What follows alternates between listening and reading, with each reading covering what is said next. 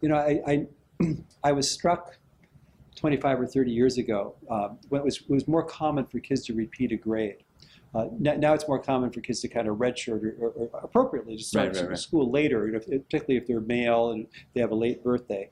But at that time, it was more popular for kids to repeat first grade or second grade like that.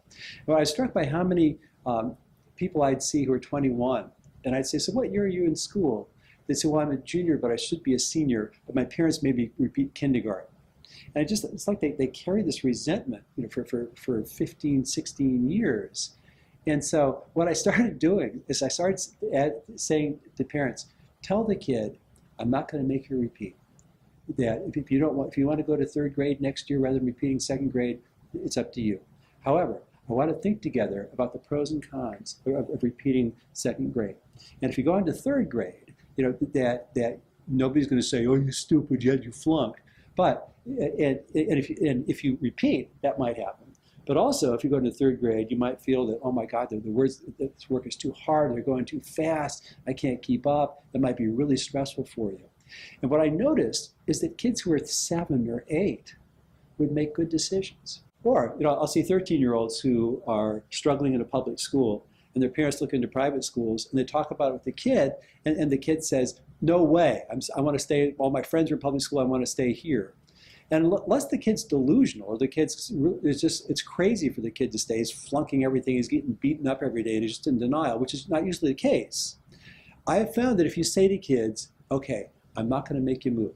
If you want to stay in public school, it's your call. However, I'd like you to make an informed decision. So let's take a look at some of the schools that some people think might be good for you, and you can take a look and see what you think.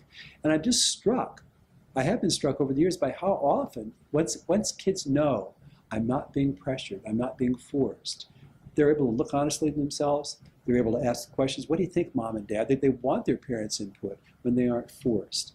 And I'll just add just one of the things that kind of blew my mind was that when I was in training, and actually as an early childhood educator, I was working with people who were pioneering the use of behavior modification with children. We'd been used with animals, and they're pioneering with children.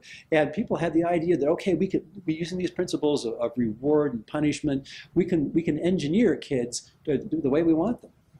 And these more democratic forms of parenting that we kind of treat the kid respectfully, trust the wisdom of the kid kind of thing, that's just namby-pamby, that's so outdated. And then maybe 10 years ago, this guy named Ross Greene wrote a book called The Explosive Child. And it's about the kids who are extremely inflexible and extremely easily angered and extremely difficult to parent. And the solution, he said, was not trying to get better control over them. The solution was to treat them respectfully and say, I'm not going to try to use the force of my will to make you do stuff.